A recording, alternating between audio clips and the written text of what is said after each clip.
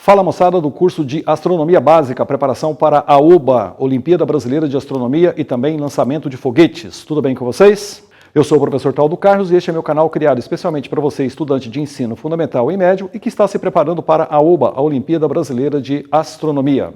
No final da aula, se você tiver dúvidas sobre o conteúdo aqui apresentado ou quiser fazer sugestões de novos temas que gostaria de ver por aqui publicado, deixe seus comentários que eu retorno sempre que possível. Moçada, outra coisa, se inscreve no canal, deixe seu like no vídeo e também não se esqueça de clicar no sininho para receber notificações de novos vídeos. Estou sempre postando material por aqui.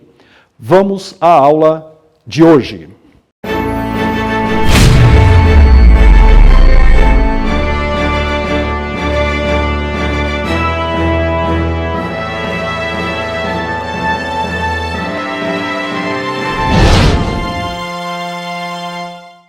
Muito bem, moçada do curso de Astronomia Básica, estamos aqui com mais uma aula para a seletiva OBA. A aula de hoje, uma sequência da aula anterior extremamente importante. Aula 51, telescópios, parte 2. Lembrando que são requisitos para essa aula, telescópios, parte 1, onde eu falo de várias características importantes dos telescópios, né? São as formulazinhas principais, como o aumento, a razão focal, que é muito explorado aí na seletiva do OBA. E é um pré-requisito também para essa aula, claro, telescópios, que é aquela aula que é específica para o OBA, onde eu falo um pouquinho da história dos telescópios e também de algumas tecnologias modernas, como ótica ativa, ótica adaptativa, beleza? Nessa aula de hoje é uma aula em que a gente vai falar um pouquinho sobre os principais tipos de telescópios, a evolução dos telescópios. Ela se mistura um pouco com a aula de história dos telescópios, mas ela é um pouco mais detalhista em relação aos modelos que foram surgindo ao longo desses últimos 400 anos, beleza? Então vamos lá. Tipos de telescópios ópticos. Primeiro são os refratores, foram talvez aí o primeiro modelo, né, de Galileu, ele era um refrator. Tem vantagens e desvantagens, vamos ver o que seria. Ele é composto somente de lentes, sendo muitas vezes denominados lunetas, comum para o uso terrestre. Pode-se incluir também os instrumentos binoculares, ou seja, os binóculos. Então, esses instrumentos, eles utilizam lentes. Muitas vezes, um conjunto de lentes, né? Você tem a objetiva e vai ter a ocular. E muitas vezes, entre a objetiva e a ocular, você vai colocar lentes intermediárias para poder diminuir um efeito que é muito prejudicial nesse tipo de telescópio, que é a difração da luz. Vamos falar um pouquinho mais sobre isso. Então, tá aí, você tem, por exemplo, um esquema, né, de um telescópio refrator, onde você tem aqui a lente objetiva e aqui você tem a lente ocular. Aqui os raios de luz eles vêm do objeto que você está mirando e aqui à frente você vai colocar o teu olho onde vai estar a ocular. Ok? Então esse é o design óptico de um telescópio galileano. São duas lentes, sendo uma convergente de grande comprimento focal, a objetiva, e uma lente divergente de comprimento focal menor, a ocular, colocada atrás do ponto focal. Moçada, volta na aula de ótica. Esses raios de luz aqui, eles deveriam se cruzar aqui na frente, que seria o chamado foco da lente, beleza? Então a gente faz uma intersecção com essa lente divergente antes desse cruzamento para poder corrigir esses raios de luz, para poder ir até a ocular. A aula de ótica é fundamental aqui, ok? Existem vários modelos, esse é um outro design. Esse é o chamado telescópio Kepleriano, né? O Kepler também ele ajustou o telescópio. Uma coisa que você precisa entender é o seguinte: os caras vão mexendo e vão tentando otimizar o telescópio. Então eles começam a mudar a posição das lentes, daqui a pouco vem os espelhos. Então é isso que você precisa entender nessa aula, ou seja, são os tipos que foram surgindo ao longo da história. E aí o OBA na seletiva cobra muito isso. Então esse é o design de um telescópio kepleriano. Você observa que você tem aqui a objetiva, né? Aqui os raios de luz cruzaram na distância focal e ele coloca uma lente depois desse cruzamento para poder fazer a correção aí dos raios de luz para a ocular. Então repare que já é um design diferente. Esse design, tá, desses tipos, eles aparecem. Então guarde esses modelos porque eles cobram muito isso. Essa configuração fornece uma imagem invertida, mas isso é insignificante a olhar objetos no céu. Então, isso é pouco relevante, uma vez que você está olhando para a Lua. Então, se ela está invertida na ocular ali que você está enxergando, isso não causa muito prejuízo, tá bom? Mas isso também pode ser corrigido, veremos algumas situações mais para frente. Os dois refratores possuem outros problemas que limitam seu uso. Esses problemas são conhecidos como aberrações cromáticas. Algumas lunetas de uso terrestre podem eventualmente incorporar outras lentes para se obter uma imagem não invertida, mais adequada a esse tipo de aplicação. Esse é um esquema de um exemplo do que estou colocando em cima. Você tem a objetiva, você tem a lente intermediária e vai ter a ocular, ok? Esse é o design de uma luneta acromática terrestre, o uso de uma lente intermediária entre a objetiva e a ocular. O objetivo aí são pelo menos dois, né? Reposicionar a imagem para que não seja mais invertida e também para poder diminuir o efeito da dispersão luminosa. Só lembrando aí que a dispersão luminosa foi visto lá na ótica, mas só para dar uma recordada rápida, o que acontece? Você tem, por exemplo, aqui uma lente, né? E aí você tem a luz branca, e quando a luz branca passa nessa lente, ela ocorre a dispersão luminosa nas 7 cores, né? Do vermelho até o violeta. Isso gera aqui na frente, dependendo da luneta ou do telescópio refrator que você utiliza, uma imagem meio borrada, uma mancha. Então isso precisa ser corrigido e muitas vezes você faz um uso de outras lentes, né? Só tem aqui a primeira lente, aqui já estou colocando uma segunda lente, com o objetivo de trazer os dois raios de luz refratados para um único ponto, o que facilita aí a visualização da imagem, beleza, moçada? Tem que voltar lá na aula de ótica, refração da luz, para poder entender isso aí legal, beleza? A objetiva cromática é composta por duas lentes. A primeira é uma lente biconvexa e a segunda uma lente plano-côncava. Essas duas lentes são confeccionadas utilizando diferentes tipos de vidro. A primeira lente é confeccionada com vidro menos denso e a segunda lente é feita com vidro de maior densidade. Devido à maior densidade da segunda lente, as diferentes cores sofrem um desvio, intersectando o eixo óptico praticamente no mesmo ponto. Com isso, a aberração cromática é reduzida. Como eu disse, tem que dar uma olhada na aula de ótica. E aí nós temos os telescópios refratores, né? Algumas imagens, algumas fotos aí de telescópios refratores. O de cima é da Middle, um belo telescópio. O de baixo é um Skywalker, também uma boa marca. E essa é uma luneta com uma objetiva apocromática de 1 metro de diâmetro e 19 metros de distância focal. O refrator de Yerkes fica nos Estados Unidos. É considerada a maior luneta do mundo. Os binóculos, muita gente usa e muitas vezes um astrônomo amador ele sempre tem um binóculo para começar a fazer algumas observações iniciais ali antes de jogar o telescópio. O binóculo é muito importante nesse sentido. São especificados por 2 números marcados no corpo do binóculo. Os mais adequados para astronomia são o 7x42, o 8x50 e o 10x50. Eu mesmo utilizo um 10x50, um bom telescópio da Middle. Está aí uma foto. O primeiro número indica o aumento e o segundo o tamanho real da lente de entrada em milímetros. Dividindo-se o segundo pelo primeiro, obtém-se o tamanho da imagem de saída. Guarde essa informação, ela é importante. Esquematicamente, o que acontece é isso daí que você está vendo. Olha só, você vai ter a objetiva aqui embaixo, a luz ela chega, né? E aí você pode usar prismas, é muito comum o uso de prismas para poder dar reflexão total. Esse assunto é visto na ótica, até jogar lá para a ocular. A ocular no binóculo estaria aqui, e aqui seria a objetiva, beleza? Uma outra visão do esquema do binóculo, beleza? Então tá aí a ocular, prismas de Porot e a objetiva, que é para captação de luz. Tipos de telescópios refletores. Essa é uma foto legal sobre um telescópio refletor.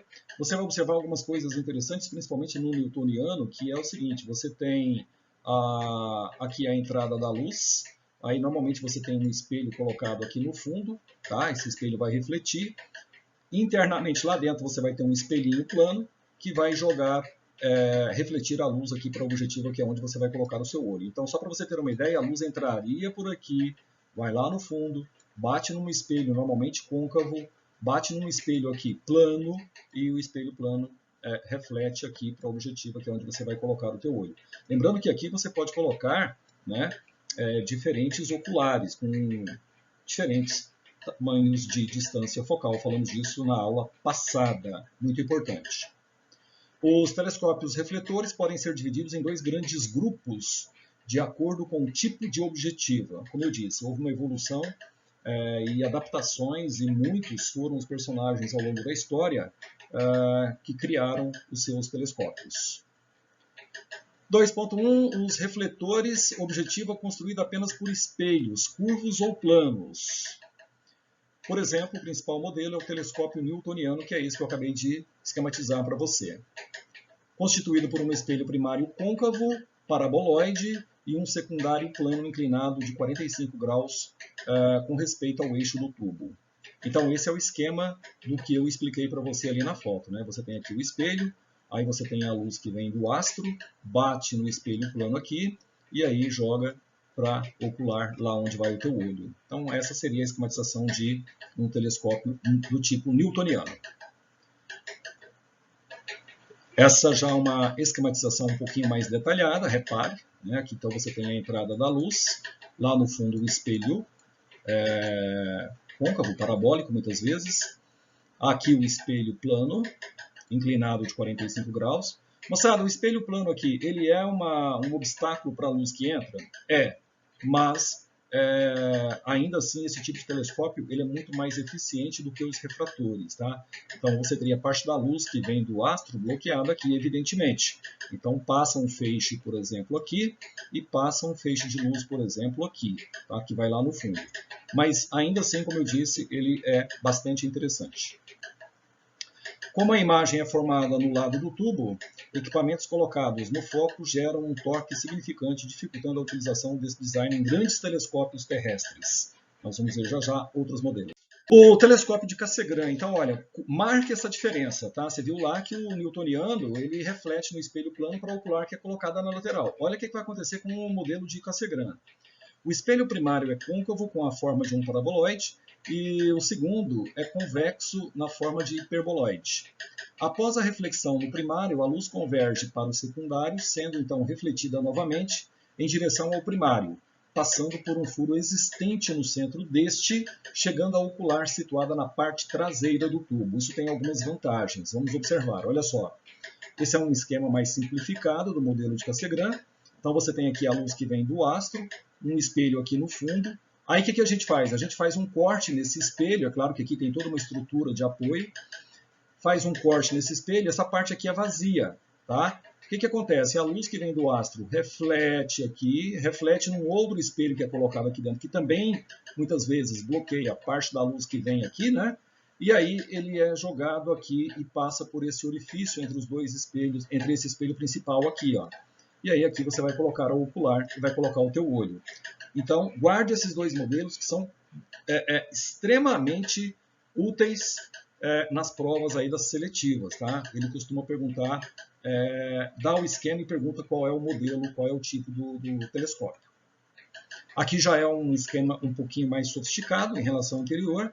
Repare que aqui nós temos o espelho, suportes para você prender esse espelho, né? Tá aqui, ó, duas partes do espelho.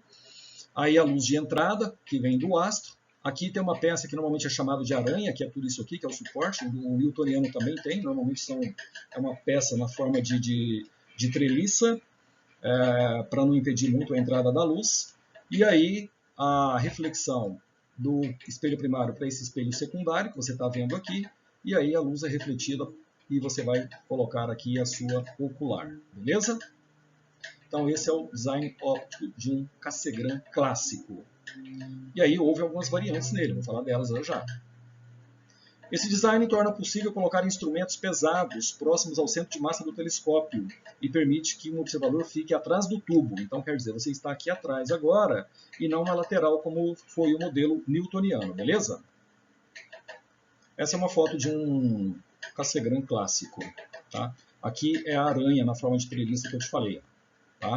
A luz ela vai entrar por essas faixas deixadas aqui, né? Ok? E aqui atrás, claro, tem um espelho secundário. Então ela vai lá no fundo, bate lá no espelho principal e volta aqui para poder sair lá do outro lado.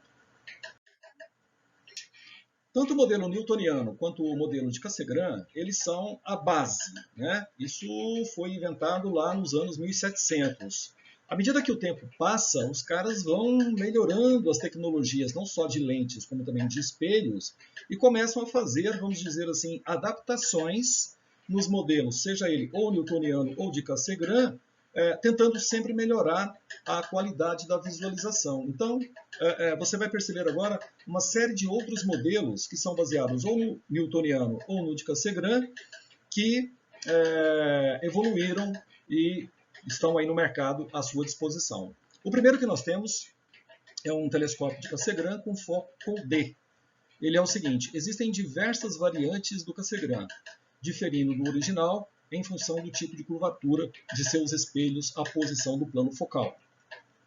Uma série de espelhos planos leva a luz através de um furo no eixo polar do telescópio. Então, olha só que interessante. Você tem aqui, né, uma esquematização simples. A luz vem do astro, você tem um espelho lá no fundo, e aí o que acontece? É refletido por um segundo espelho, um secundário, depois por um terceiro espelho plano, poderíamos considerar um espelho terciário, e aí é refletido para a lateral, parecendo o newtoniano. Só que tem um detalhe, ele joga aqui, o observador pode ficar aqui no fundo, por isso que ele é um modelo de Cassegrain, beleza? Então esse é o design óptico com o foco Codet. Essa seria uma fotografia de um modelo original do que eu acabei de falar. Aí teve um cara que resolveu fazer um modelo de telescópio, que é chamado de telescópio de Gregory, ou também conhecido com o nome de gregoriano. Ele usa um pouco das duas coisas. Neste instrumento, a luz é refletida em um espelho côncavo primário, convergindo para um espelho secundário localizado depois do foco daquele. O espelho secundário, em vez de plano, Newton ou convexo, de Cassegrain, também é côncavo, convergindo a luz, passando por um orifício no espelho primário, até o seu foco na ocular. Diferentemente de todos os telescópios atuais, a imagem é direita e não invertida, pois o espelho secundário provoca uma segunda inversão. Vamos ao modelo simplificado desse telescópio. Olha só, você tem aqui a luz vindo do astro, tem um espelho primário aqui no fundo, ele tem um orifício, então lembra um pouco o modelo de Cassegrain. Ele reflete nesse segundo espelho, que normalmente é côncavo também, e aí ele joga lá para a saída do recorte entre esses dois, nesse espelho principal, né, onde você vai colocar a sua ocular, beleza? Essa é uma foto de um gregoriano. Outro que achou de fazer um modelo de telescópio foi um alemão chamado Spiegler. E esse telescópio dele é meio malucão. Vamos ver uma foto dele já já. Olha só. Ele possui um espelho primário côncavo inclinado com respeito ao tubo, com um espelho secundário convexo instalado fora do tubo, portanto evitando o bloqueio de parte da luz incidente no primário. Então o modelo dele é mais ou menos esquematicamente parecido com isso daqui, né? Você tem a luz que vem do astro, então você tem um espelho aqui esférico primário, e aí ele joga inclinadamente por um outro espelho, e aí você tem aqui a sua ocular. Então esse é o esquema de um telescópio, o design, né, de um telescópio de Spiegler, ou também chamado de Cutter. Essa é a foto de um telescópio desse cara, desse maluco aí, ó. Olha que legal. Moçada, isso aqui é a montagem, tá? Já já, a parte 3 da aula de telescópios, vamos falar sobre isso aqui, montagem. O telescópio é isso aqui, ó, ok? Depois, na aula de montagem, eu falo um pouco sobre a necessidade disso aí. Muito bem, e aí nós vamos ter o segundo tipo, que são os chamados catadióptricos. Lembrando que o 2.1, moçada, foram os tipos de telescópios refletores que utilizavam espelhos, né? Uma mistura de espelhos, sejam eles esféricos, paraboloides ou até mesmo espelhos planos. Agora nós vamos ter os chamados catadióptricos, isso é importante diferenciar, tá? Ou também chamado de mistos. Você vai ter uma objetiva constituída por um espelho e uma lente corretora. Então, nesse caso, nós estamos misturando as duas coisas, espelhos com lentes. Guarde um nome, catadióptrico, isso é importante. Vou até fazer o seguinte, ó, vem lá da ótica, mas eu vou relembrar. Os sistemas são chamados dióptricos quando usam apenas lentes. Dióptros esféricos, dióptros planos, usam lentes, usam vidros, beleza? Aí nós temos os sistemas catópricos, que são aqueles que usam apenas espelhos, que foram o caso da primeira situação 2.1, os espelhos refletores, beleza? E aí nós temos os chamados sistemas catadiópticos. Eles usam instrumentos mistos, lentes e espelhos, só para recordar aí da ótica. A função desta lente é remover a aberração esférica causada pelo espelho primário. Dessa forma, pode-se utilizar espelhos de forma esférica, que além de mais simples de fabricar que os parabólicos, apresentam um maior campo de observação. Vamos ao primeiro modelo. O primeiro modelo é o chamado Schmidt-Cassegrain. Esquematicamente, esse telescópio ele tem o seguinte, olha, você tem aqui, por exemplo, uma lente, né? A luz do astro vem aqui, ele passa por essa lente, aqui temos um espelho refletor, e aí reflete para esse segundo espelho que vai finalmente lá para a sua ocular. Então, esse seria esquematicamente um telescópio chamado Schmidt-Cassegrain. Moçada, é fácil diferenciar porque você tem aqui uma lente, né? Os anteriores eram só espelhos, então agora você tem lentes e espelhos, beleza? Esse é um telescópio de Cassegrain que usa um espelho primário de forma esférica e com uma lente corretora de formato peculiar colocada à sua frente. Possui a sua região central convergente, enquanto nas regiões periféricas é divergente, e é destinada à correção da aberração esférica do espelho primário. Essa é uma foto de um Schmidt-Cassegrain. Você observa um detalhe interessante nesse telescópio, né? Ele não é tão comprido, ele é mais curto. Aqui, mais uma vez, a montagem, né? Uma montagem equatorial, falaremos disso na próxima aula. E então é isso. Esse é o telescópio Schmidt-Cassegrain. Outro que temos, que também mistura, é o telescópio de Maksutov-Cassegrain.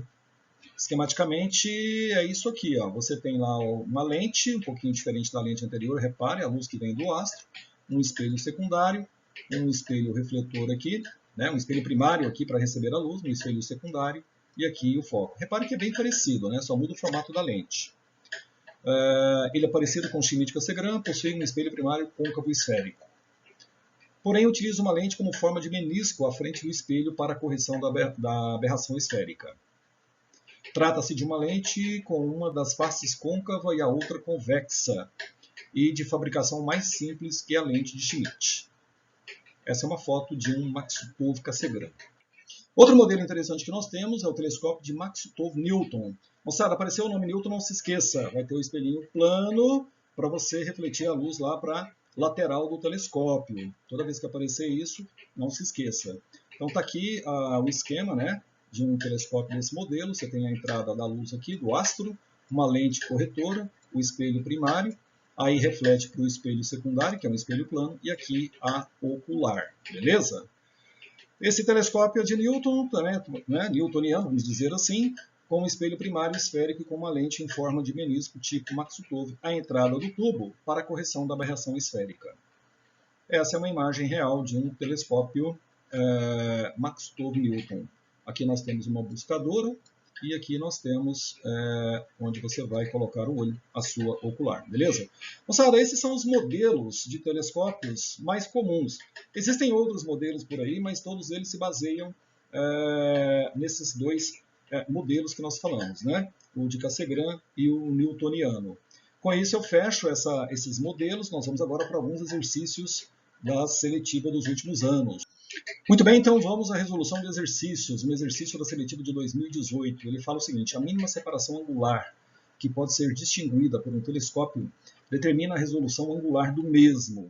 A difração é proporcional à razão entre o comprimento de onda, lambda, e o diâmetro do telescópio D. Repare que ele está te dando a fórmula, né?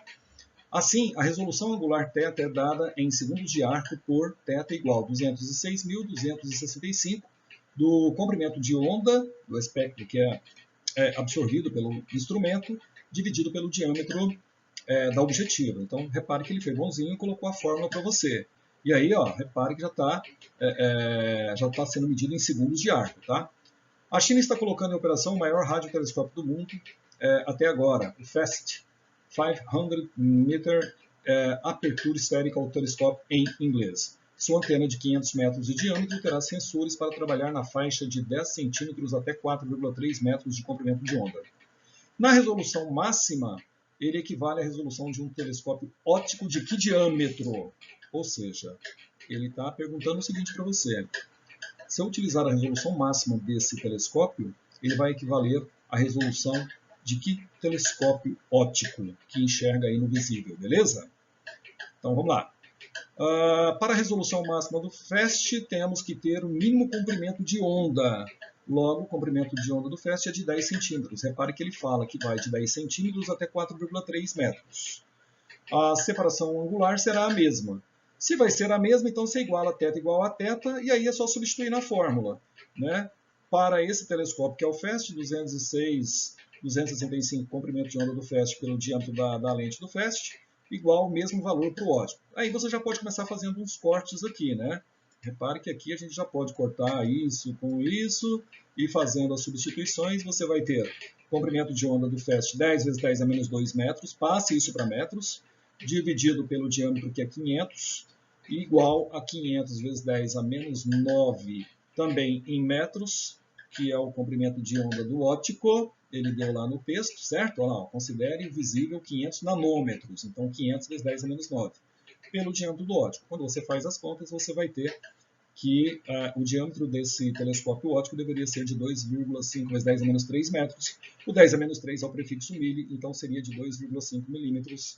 Resposta letra A. Belíssima questão. Segunda questão, uma questão da seletiva de 2018, uma questão histórica até, né? Ele pergunta o seguinte: que tipo de telescópios correspondem respectivamente a cada uma das seguintes esquemas de lentes?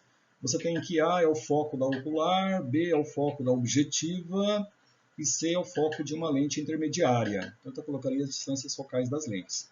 Moçada, assim, claro que você saber o posicionamento dos focos é importante. Lá na aula teórica a gente comenta sobre isso. Mas está fácil de perceber que o primeiro modelo ele é um galileano, né? Ele usou uma lente convergente e uma lente divergente, interceptando aí os dois focos. O segundo modelo é aquele kepleriano, ele utiliza duas lentes convergentes. E o terceiro modelo é a luneta terrestre, que utiliza uma lente intermediária, né? Então, a melhor resposta aí, letra B, para esse exercício, bela questão. A terceira questão, também um pouquinho aí de conhecimento teórico, ele fala o seguinte: seletiva aí de 2018, as figuras abaixo mostram a trajetória da luz dentro de 4 telescópios refletores. Assinale a alternativa correta com relação aos focos, respectivamente. Detalhe importante aqui, moçada, é com relação aos focos. O que acontece? Na ótica, quando você tem lá, por exemplo, um instrumento qualquer, né?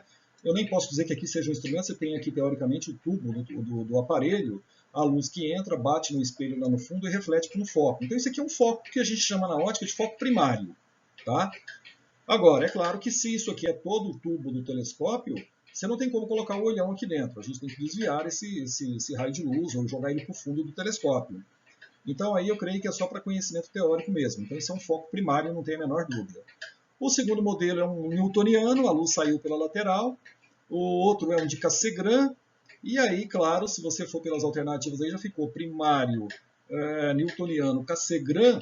O outro, para quem esquecer, né?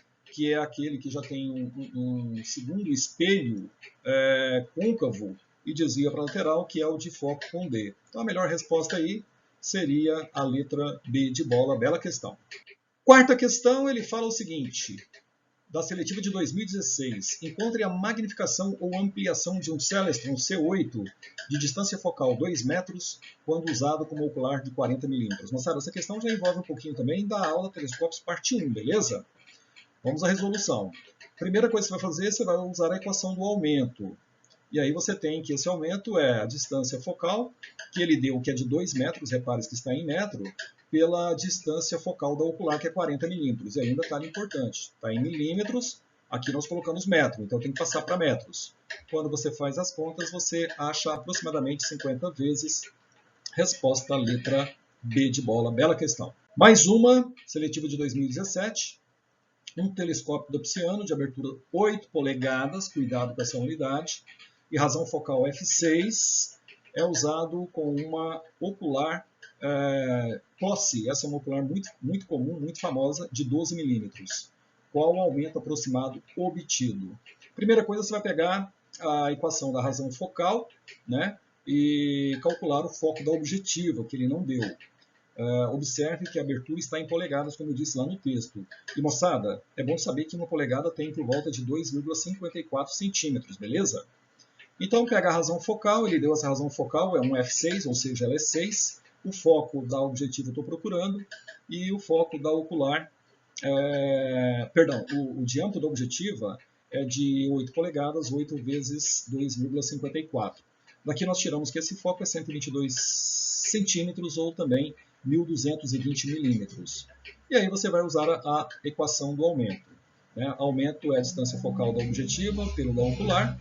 E aí um detalhe importante, repare que no texto ele deu a ocular em milímetros, por isso que eu passei aqui, olha, a distância focal da objetiva para milímetros também. Fazendo as contas, você vai achar um aumento de 100 vezes a melhor resposta aí, letra D de dado, belíssima questão. E por último, sexto exercício, seletiva de 2017. Uma das lunetas utilizadas no programa de observação do céu no Museu de Astronomia e Ciências Afins é a Centenária Equatorial de 21 centímetros, que tem esse nome porque sua objetiva tem aproximadamente esse diâmetro. Sabendo que a Lua apresenta um diâmetro angular de 30 minutos de arco, qual deve ser o tamanho da Lua no plano focal desse instrumento? Considere a luneta com razão focal f por 14,3, ou seja, a razão focal 14,3. Moçada, essa questão é muito interessante, a resolução dela é um pouquinho delicada, preste atenção. Nós temos as informações, o diâmetro da objetiva, 21 centímetros, a resolução angular aí de 30 minutos de arco, já passa isso para grau, seria meio grau, né? Lembrando que 1 grau são 60 minutos, então isso é meio grau. E provavelmente vamos ter que passar isso para radianos, tá? E a razão focal é 14,3. Muito bem, a razão focal é o foco pelo diâmetro, 14,3 foi dado, foco a gente está procurando, diâmetro 21. Daqui eu tiro que esse foco é de 300,3 centímetros. Só para ilustrar, moçada, aqui é como se fosse a ocular, tá? Então, você já passou por todo o corpo do telescópio, então você está com o olhão lá na ocular e você está vendo o diâmetro aparente da Lua que está aqui, ó, tá? Que é esse L aqui, isso é importante. Então, lembre-se de arcos e ângulos, e nós podemos escrever o seguinte, arcos e ângulos lá da geometria. Em aula de arcos e ângulos, ou também de distância em astronomia, falo sobre isso. Volte lá. Então, o ângulo ele é o comprimento L dividido pelo foco, que seria a distância do olho até a sua imagem, beleza? Aí vem um detalhe, eu preciso passar para radianos para poder jogar aí. Como o ângulo foi dado em graus, não se esqueça que para passar para radianos é fácil. É só tascar-lhe o π e dividir por 180. Tasca-lhe o π, divide por 180. Isso vai ser igual ao L, que é o diâmetro que eu estou procurando, dividido pela distância focal, que está em centímetros. Fazendo as contas, eu coloquei 0,5 vezes 3,14 vezes 300, dividido por 180. Logo, você vai ter uma distância de 2,62 centímetros. Resposta à letra A, belíssima questão. Muito bem, moçada, com isso eu fecho essa segunda parte de aula, que são sobre os telescópios. Espero que tenha gostado. Se gostou, já sabe. Curte o vídeo, compartilhe com seus amigos. Grande abraço e próxima aula, aula 3, a última de telescópios, vamos falar sobre montagens. Até a próxima.